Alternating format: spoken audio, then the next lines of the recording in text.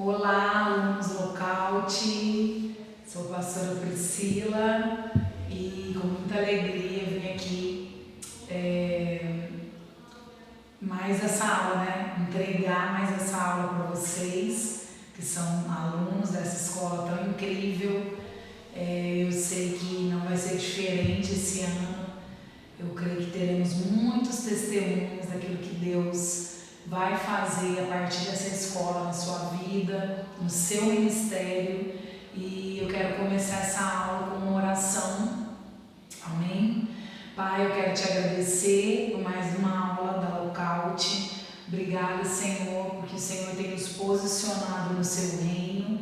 O Senhor tem nos feito mensageiros, ministros do teu evangelho. Nós estamos nos preparando aqui como alunos, como professores, como mestres dessa casa, para equipar os santos, equipar aqueles que são chamados para esse tempo de colheita. Então eu te agradeço por cada aluno que tem se dedicado, mesmo que ninguém esteja vendo, tem se dedicado com excelência, com zelo, com fervor, com paixão para essa escola. Eu também peço por aqueles que estão fazendo sem paixão, talvez já cansados, desanimados pela correria do dia, que o Senhor possa despertá-los, que o Senhor possa avivá-los, assim como o apóstolo Paulo disse a Timóteo: aviva o dom que há em ti, que essa chama permaneça acesa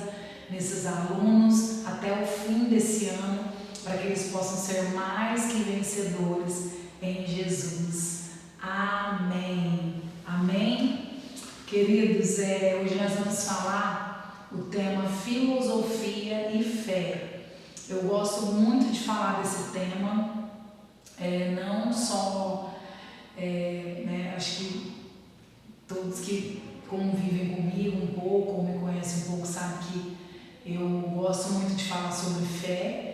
E é algo que eu tenho vivido, na minha trajetória com Cristo, na minha trajetória com Deus. Tenho aprendido a cada dia a andar por fé, e nós vamos unir a filosofia e a fé. Nós vamos explicar por que esse tema, por que ele é tão importante para aqueles que têm se preparado para estar equipado para o ministério, para poder levar as boas novas com intencionalidade, com verdade. E esse tema é de muita importância para aqueles que querem realmente cumprir com excelência o seu chamado no reino de Deus. Então eu quero pedir que você abra sua Bíblia em 2 Coríntios, segunda carta aos Coríntios, capítulo 1, versículo 12. Nós sabemos que quem escreveu essas cartas foi o apóstolo Paulo.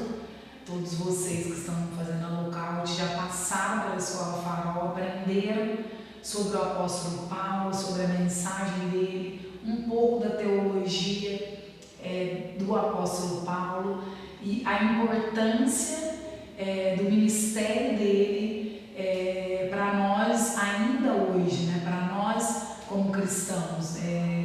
Então a pessoa do Novo Testamento, claro que primeiro é Jesus, o Filho, mas nós podemos também evidenciar a vida do apóstolo Paulo por tamanho peso que ele tem para nós quanto cristão, quanto igreja, como corpo de Cristo. Se tem algo que ele falou, foi para a igreja, foi para o corpo de Cristo. Então nós precisamos nos alinhar a essa mensagem que tem para nós também muito ensino hoje. Então vamos ler lá 2 Coríntios capítulo 1, versículo 12, diz assim: porque a nossa glória é esta, o testemunho da nossa consciência, de que com simplicidade e sinceridade de Deus, não com sabedoria humana, mas na graça divina, temos vivido no mundo, especialmente em relação a vocês. Vamos ler por enquanto somente esse versículo e eu quero que você evidencie aqui duas palavras que nós vamos trabalhar nessa aula, que é simplicidade e sinceridade. Guarde primeiro essas duas palavras e nós vamos ter um desdobramento aqui nessa aula a respeito dessas duas palavras. Pastora, o que é filosofia? Eu entendo, e a gente pode aprender um pouco, que filosofia é um sistema de suposições. Muita gente tem medo, tem um certo receio de estudar sobre a filosofia, tem até uma certa dificuldade, porque ela vem dos tempos antigos, antes de Cristo, onde tudo começou, ali na Grécia, com os gregos e os filósofos, grandes filósofos, que estabeleceram a filosofia. Então, ela é um sistema de suposições. Então, esses filósofos ou esses grandes pensadores, eles começam avaliando, questionando a partir de um olhar para as coisas da terra, para as coisas da vida. Então, esse olhar deles, para as coisas, essa atenção deles, esse foco deles nas coisas da vida, nas coisas da natureza, trazia alguns questionamentos, Qual o propósito de tudo isso? Qual o propósito da vida? Qual o propósito de toda a natureza, como ela funciona? Qual o propósito de cada coisa estar funcionando da forma que funciona? E esse questionamento foi onde começou os pensamentos filosóficos. Eu sei que nós não somos uma escola de filosofia, mas se nós formos estudar a teologia mais a fundo, nós também vamos ter uma base aí, da filosofia para o estudo da teologia, até mesmo porque antecede a chegada de Cristo, esse surgimento, essa evidência do Império Grego, da importância que ele teve naquele tempo, para aquela cultura e até mesmo para os judeus, a influência deles, até mesmo para o povo judeu, para o povo hebreu. Amém? Então, filosofia é um sistema de suposições, é uma estrutura a partir da qual você faz julgamentos e toma decisões. Então, esse olhar, essa observação de como a vida funciona, ele trouxe questionamentos, esses questionamentos trouxe suposições, julgamentos e aí uma decisão, entende? Baseado nesses julgamentos, nessas suposições, eu tomo uma decisão em qual eu baseio a minha vida. Isso, se a gente for estudar a base da filosofia, a gente vai encontrar a essência. Qual era o grande questionamento? Qual é a essência da vida? Qual o propósito da vida?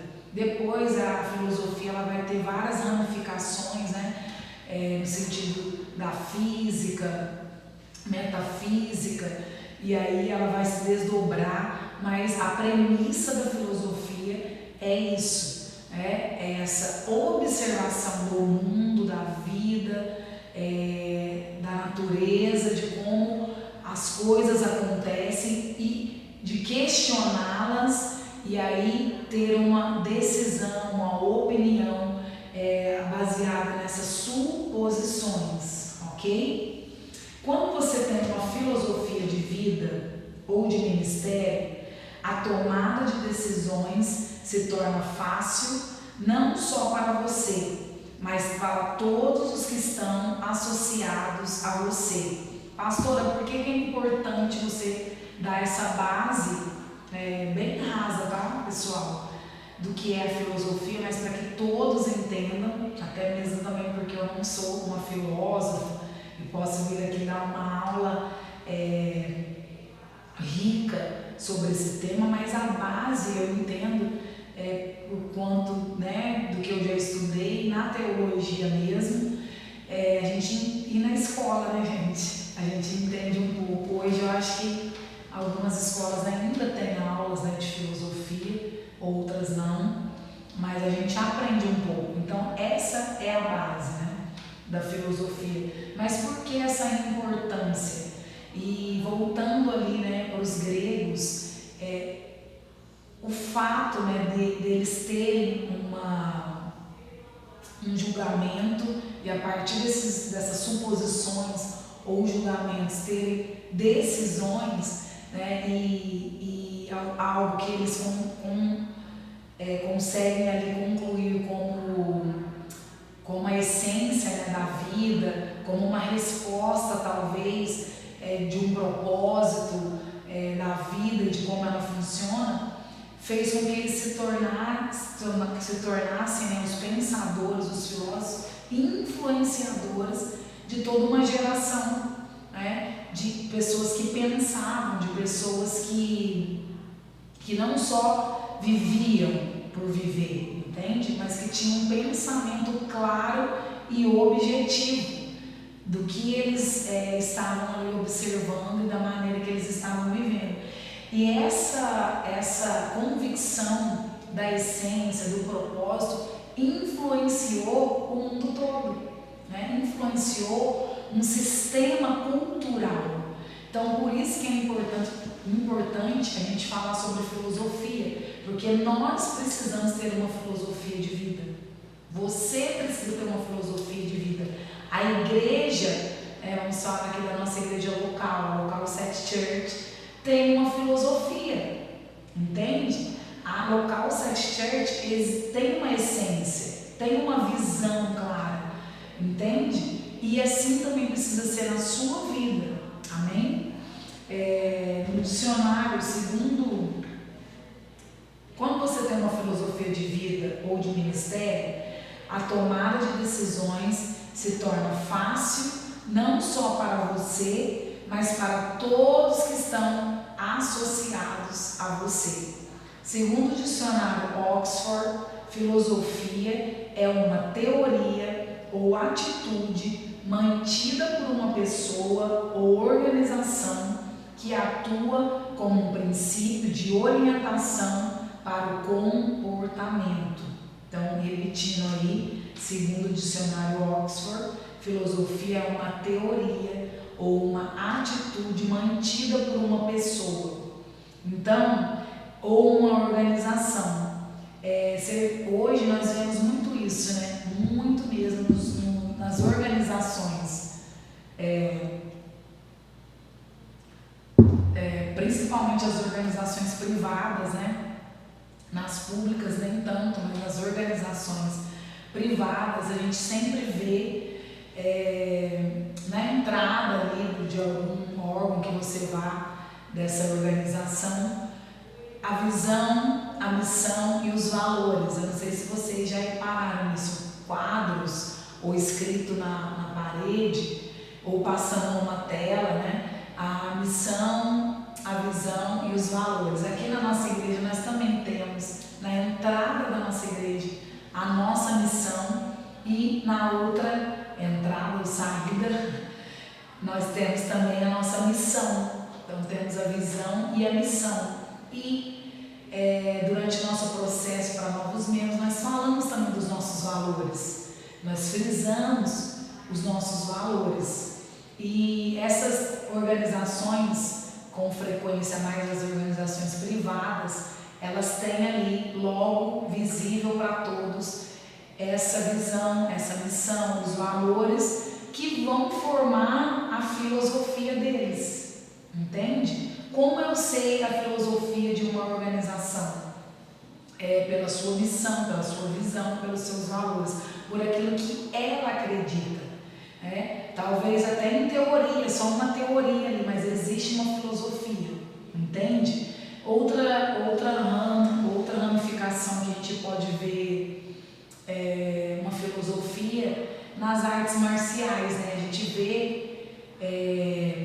das artes marciais que vem aí, orientais, elas têm uma filosofia, né? E eles, antes da aula, no início da aula, algumas dessas artes marciais, eles falam uma filosofia, ou antes ou no final, eles falam qual é essa filosofia, qual é a missão, qual é a visão, os valores dessa arte marcial.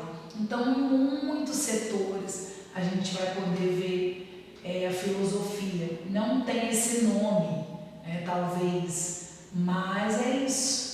A missão de uma pessoa, a visão de uma pessoa ou de uma organização e os valores que ela acredita formam a sua filosofia. Vão anotando aí, alunos, durante essa aula, as dúvidas de vocês ou as colocações de vocês, né? Porque eu estou dando aqui uma base para que você entenda, mas talvez você entenda mais do que eu e tenha colocações a serem feitas ou agregar aqui. E coloque aí, anote e mande no nosso grupo. Tenho certeza que vai edificar outras pessoas e também dúvidas, ok? Então, filosofia é uma teoria ou atitude mantida por uma pessoa ou organização que atua como um princípio de orientação para o comportamento. Então, é uma teoria ou uma atitude que uma organização, uma pessoa mantém, mas que vai atuar como um princípio orientador de comportamento. Entende? E isso significa o quê? Que a filosofia de uma pessoa ou de uma organização vai formar a cultura daquele lugar, daquela pessoa, daquele ambiente. Entende? Aqui na igreja nós falamos muito sobre missão, sobre visão, sobre valores, e também nós falamos muito sobre o rio de cultura. Entende? E aqui na Lockout você vai ouvir muito sobre o rio de cultura. Por quê? Se você diz ser parte de uma organização como é uma igreja, né? Você precisa entender que essa igreja tem uma cultura, essa igreja tem uma visão, ela tem uma missão, ela tem valores que ela vai seguir e que vai formar a cultura dessa igreja. O que é a cultura? É como essa igreja se comporta. A cultura ela já está voltada para comportamentos, para atitudes, enquanto a filosofia ela é uma teoria, né? Ela é um pensamento que forma uma teoria, né? Uma ideia, mas a cultura é a que determina o nosso comportamento, entende? Então, aqui nós vamos falar muito sobre isso. Por exemplo, a filosofia de uma igreja ou empresa guia a personalidade destes, entende? Então, pensa aí você, que é aqui da Local 7, pensa você, um dos valores da nossa igreja, por exemplo, excelência, né? Um dos valores da nossa igreja é uma cultura de adoração, de louvor. Você pode pensar em vários pontos, né?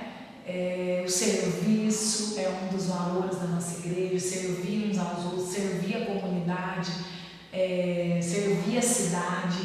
Então, quais são os valores da Local 7 Church? O evangelismo, o ensino, né? O que nós acreditamos, o que nós prezamos, o que é a essência da nossa igreja, né? E isso precisa se tornar um comportamento. E quando se torna um comportamento?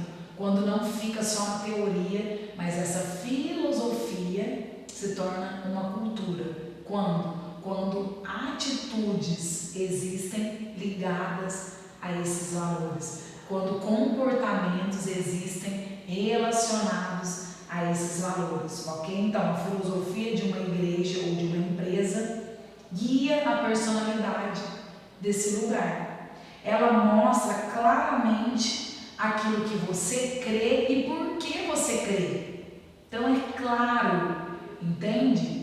Fica claro, tem clareza, porque a filosofia de uma igreja, de uma organização, seja ela empresarial, seja ela familiar, porque a nossa família também, ela, por mais que não haja ali plaquinhas, né, falando da filosofia da nossa família, o nosso dia a dia, o nosso comportamento está mostrando em que nós acreditamos e por que nós acreditamos, né? Como nós vivemos e por que nós vivemos assim, entende? Então, uma das intenções dessa aula é você ser despertado para esse lugar, sabe? De intencionalidade, amém? Nós vamos falar sobre isso. Por que as empresas e as organizações de sucesso fazem essas placas, esses quadros, ou essas TVs, passando a missão, os valores, a filosofia daquele lugar? Por que isso é importante? Hoje você vai entender isso.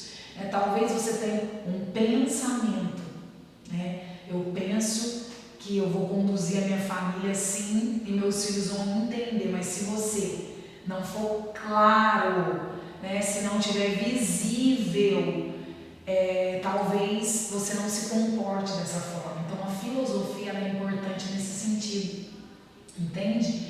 De não só ser um pensamento, não ser só uma teoria, mas essa teoria ditar a sua atitude e o seu comportamento, amém? O apóstolo Paulo, ele tinha uma filosofia de ministério que representava os seus valores e a sua estrutura. Em 2 Coríntios 1,12, que foi onde nós lemos, nós podemos encontrá-la nas palavras simplicidade e sinceridade de Deus. Então, onde eu encontro nesse versículo que nós lemos aqui de 2 Coríntios, nessa carta aqui, logo no primeiro capítulo, o apóstolo Paulo, ele vai dizer duas palavras. Lembra que eu disse? Guarda essas palavras: sinceridade, simplicidade e sinceridade.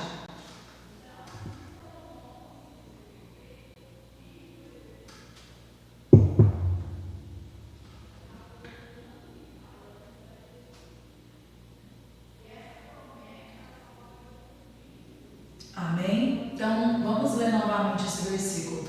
Porque a nossa glória é essa, o testemunho da nossa consciência de que com simplicidade, sinceridade de Deus, não com sabedoria humana, mas na graça divina, temos vivido no mundo, especialmente em relação a vocês, a igreja, aquela igreja de Coríntios.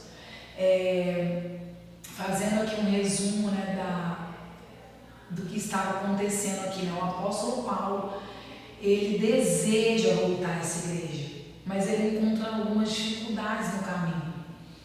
E ele entende, né, que essas dificuldades faziam parte do plano de Deus. Talvez ele não conseguisse estar ali fisicamente, por mais que fosse uma grande vontade dele, um grande desejo dele, ele não estava conseguindo naquele momento cumprir com isso, de estar ali presencialmente.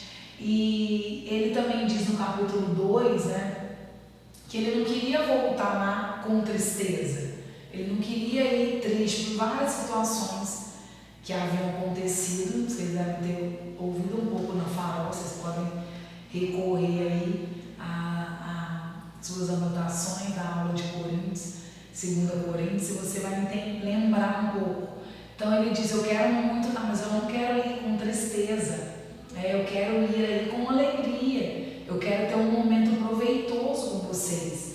Mas ele tinha que se explicar muito, porque existiam os falsos apóstolos, existia infiltrado nessa igreja doutrinas de homens e muita confusão. e o apóstolo Paulo precisava pastoreá-los. Então, um dos motivos de escrever essa carta aos Coríntios era isso, era colocar ordem, era alinhar essa igreja. E mesmo que distante, ele escreve essas cartas maravilhosas, com tanto ensino. E aqui no capítulo 1, no versículo 12, onde nós lemos, ele vai falar que a consciência dele, havia um testemunho na consciência dele. Ele tinha uma convicção, ele tinha a consciência dele em paz, de que ele não estava ensinando aquelas pessoas com sabedoria humana, apesar que ele pudesse. Ele tinha currículo para isso, ele tinha preparo para isso. O apóstolo Paulo poderia ir na sabedoria humana, mas ele diz: essa não é a minha visão, essa não é a minha missão, esses não são os meus valores, ensinar vocês baseado numa sabedoria humana. Entende? A minha missão, a minha visão, os meus valores é ensinar vocês como? Com simplicidade e sinceridade de Deus. Entende? Ele poderia falar palavras difíceis, ensinos muitos cultos, que talvez aquela igreja fosse até se vangloriar, até mesmo o próprio apóstolo Paulo, mas ele fala: a nossa glória não está na sabedoria humana, a nossa glória está que nós estamos ensinando com simplicidade e sinceridade de Deus. Amém?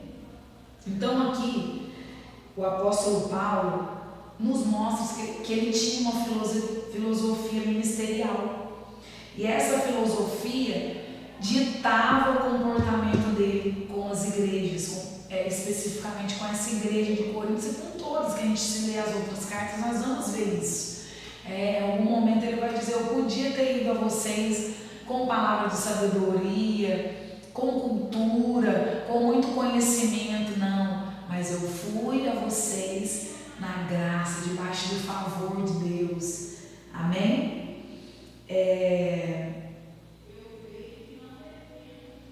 Então a gente vai entender que Paulo tinha uma filosofia de ministério que representava os seus valores e a sua estrutura.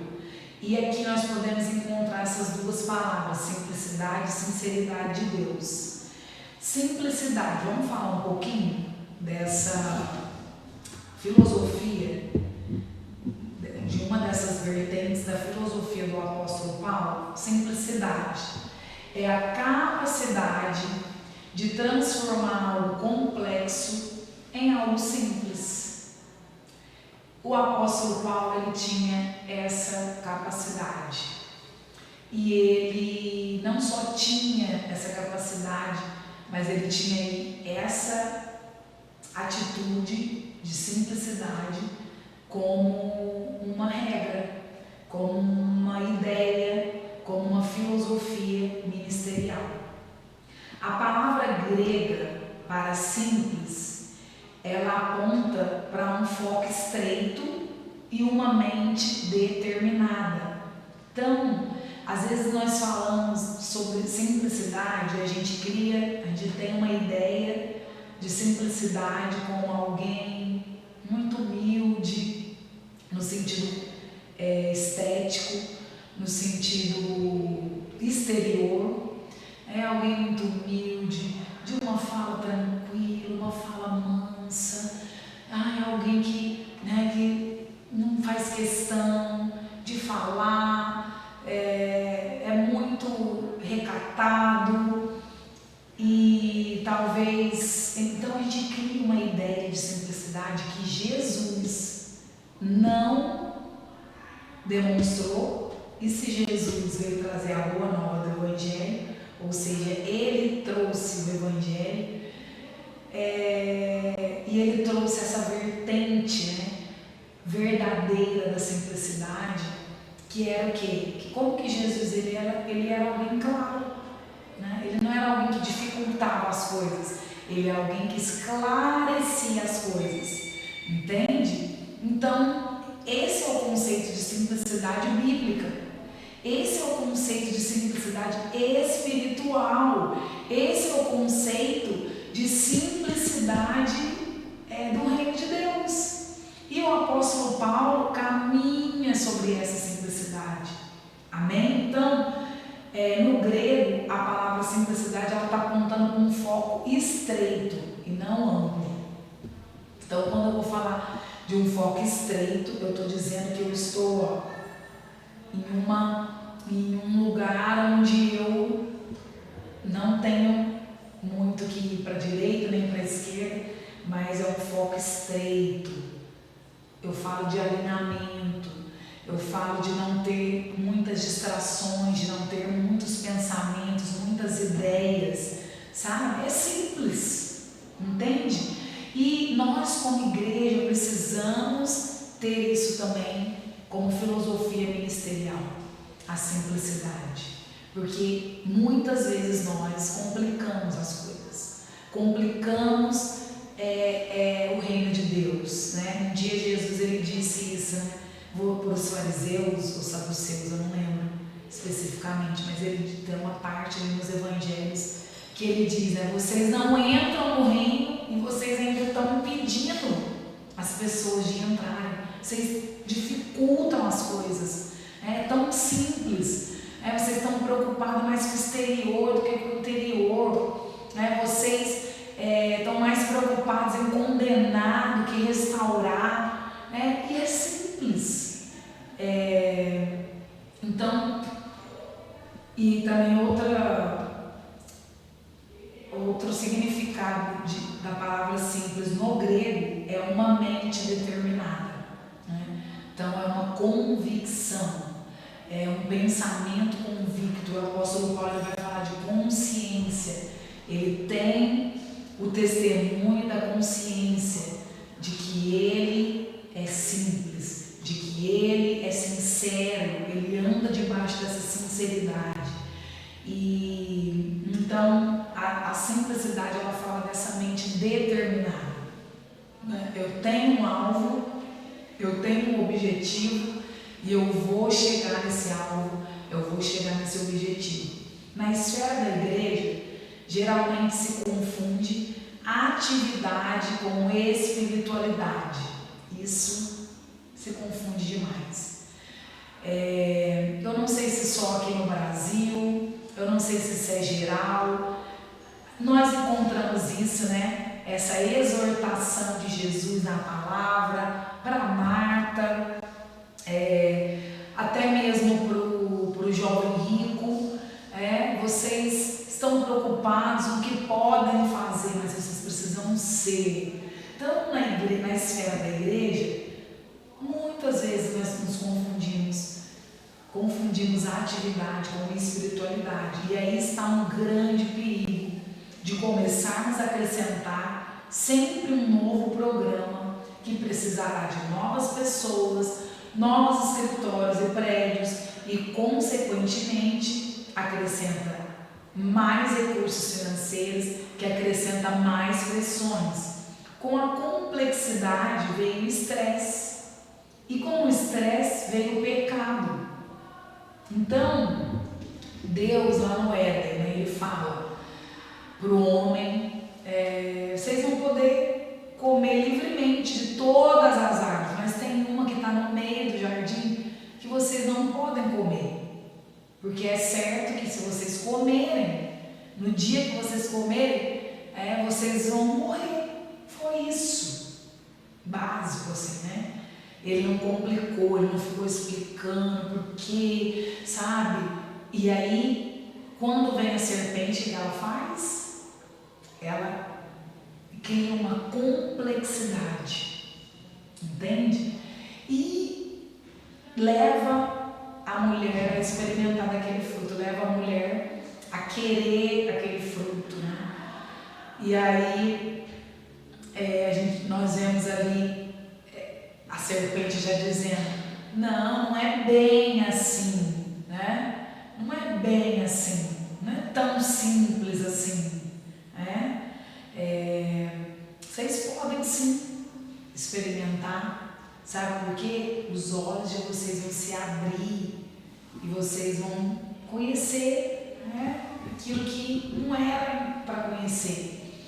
E ali a mulher ela é seduzida e o homem também é levado ao pecado, porque a complexidade, né, era tão simples, era só obedecer, era tão simples, era só cumprir uma ordem dada pelo Criador deles, mas eles preferem, como a gente diz, bagunçar tudo, eles preferem trazer complexidade em algo que era simples. Estão entendendo sobre a simplicidade? E como eu disse aqui, a igreja, ela precisa se atentar a isso também, porque às vezes nós queremos ser tão complexos e a gente começa a adquirir comportamentos totalmente contrários ao que Deus tinha para nós. Então nós como igreja local, nós precisamos saber exatamente ter um foco estreito, ser simples e ter uma mente determinada, porque a moda vem, o hype vem, os conceitos aí modernos vêm, desse tempo vem, muitas coisas agregam na nossa visão, muitas coisas agregam na nossa missão, mas muitas coisas não, e nós precisamos ter uma mente determinada e um foco estreito para saber o que Deus tem para mim, o que Deus tem para essa igreja, o que Deus tem para essa cidade onde eu sou igreja, entende? Porque senão nós começamos a nos perder diante de tantas coisas boas que vêm, mas talvez que não sejam para nós, e nós nos perdemos da nossa filosofia de vida, da nossa visão, da nossa missão. Temos até ela ali estampada na nossa entrada, mas o nosso comportamento começa a ficar um comportamento contraditório àquilo que está na teoria, entende? Lá em Mateus capítulo 11, versículo 30, que é onde Jesus ele diz assim: vinde a mim, vocês que estão cansados, sobrecarregados, e eu os aliviarei. E no final, no versículo 30, Mateus 11, versículo 30, diz assim: porque o meu jugo é suave e o meu fardo é leve. E nós não podemos confundir isso, porque a gente tem a tendência de achar que é de Deus quando está pesado. Nossa, que obra difícil, que chamado duro. E aí a gente acha que uau, então é de Deus.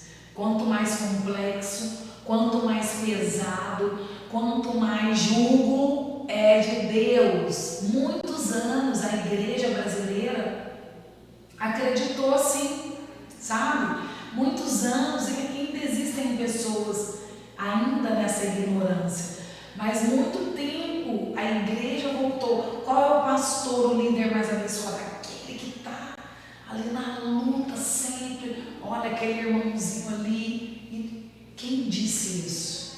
Sabe? Quem disse que muito peso, muita atividade, o fardo pesadão aponta para a espiritualidade, para o centro da vontade de Deus? Talvez não, porque para cada um, a gente vê na parábola dos talentos, Deus ele distribui segundo aquilo que ele vê a sua capacidade, né? E talvez você diga: nossa, mas o que Deus me deu é muito pesado. Glória a Deus, você suporta, você pode, porque a Bíblia diz que Ele jamais vai nos dar provação alguma que nós não conseguimos suportar. Nós não podemos, não temos condições de suportar. Amém? Então Jesus ele diz: o meu jugo é suave, o meu fardo é leve. Entende? Então não confunda muita atividade com espiritualidade. A obra de Deus tem atividade? Tem. A obra de Deus, ela, né, como Jesus disse, o meu reino é conquistado pelo esforço. E os que se esforçam pela violência, eles são os que se apoderam dele. Sim, exige trabalho, mas exige trabalho com simplicidade, sabendo quem você é, para onde você está indo. Amém? Quanto mais simples for um conceito, mais fácil será implementado. Então guarde isso, guarde esse aspecto da simplicidade. Quanto mais simples for um conceito, mais fácil vai ser implementado.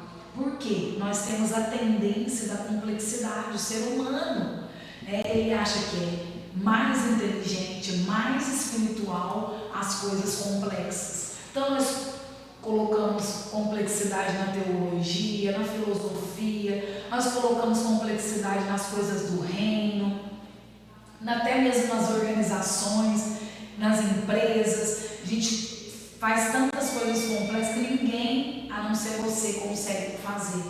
Entende? Então, quanto mais simples for um conceito, mais fácil será implementado.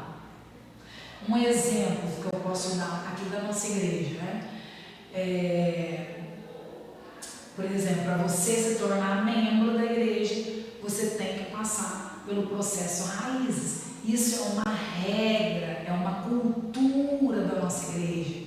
É um hábito que se tornou uma regra e que se tornou a nossa cultura. Então todo mundo aqui já sabe, ninguém vai poder ser parte da Local 7, vai poder frequentar, vai poder ser pastoreado até, né, até que vá, mas você é parte, se torna membro quando você passou por esse processo, entende?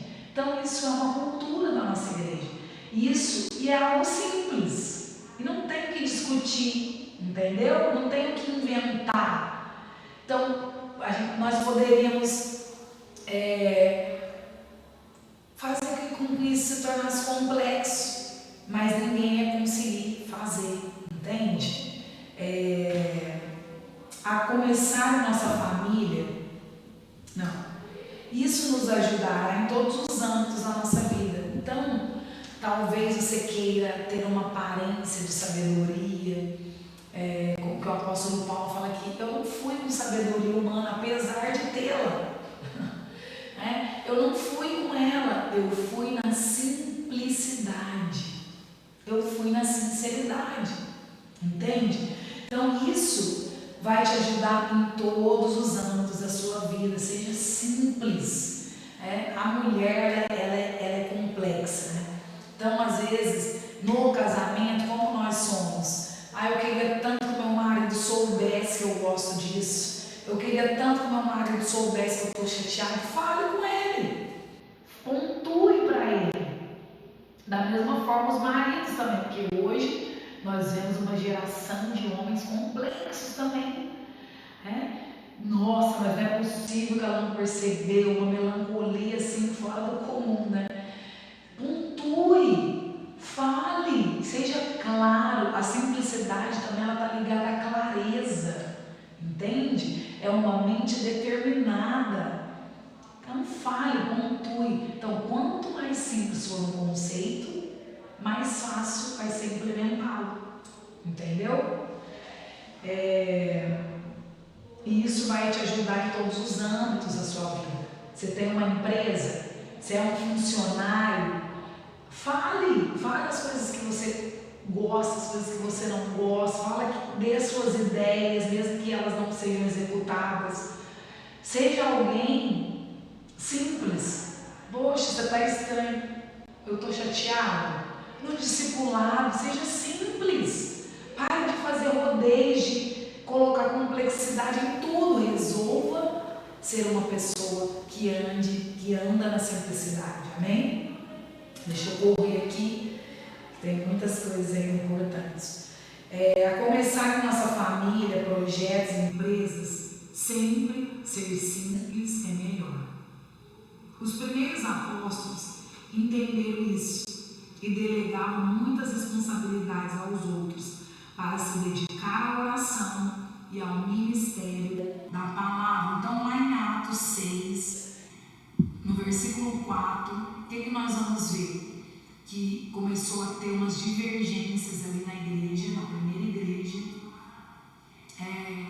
porque as mulheres, as famílias helenistas, que eram que falavam a fala grega, não estavam se sentindo assistidas pela igreja, não estavam se sentindo cuidadas, não estavam se sentindo alimentadas da forma natural mesmo, ter assistência ali. Eles estavam se sentindo e eles começaram a ter essa divergência. E os apóstolos, até então, eles estavam fazendo tudo, além de orar, pregar, administrar, eles estavam servindo as mesas. E aí eles vão orar e Deus fala: separa homens cheios do Espírito, com caráter, que são já referências nessa comunidade de fé. Vocês vão separar 7 homens para fazer isso. Enquanto isso, vocês vão se dedicar à palavra e à oração. Entende? Ou seja, simples. Nós cuidamos da palavra e da oração, vocês cuidam de servir as mesas. Porque está dando esse problema todo, porque nós não estamos sendo simples naquilo que Deus nos ordenou. Deus nos ordenou a sermos, a colocarmos o fundamento dessa igreja com o ensino, com a propagação do Evangelho, instruindo a igreja, as pessoas, mas nós estamos distraídos com outras coisas. E aí eles separam 7 homens, um deles Estevão, que a gente sabe a história, que é o primeiro mártir da igreja, e a gente vê ali que eles não só serviam as mesas levando comida, levando assistência física, mas eles precisavam ser cheios disso porque haviam outras demandas. Amém?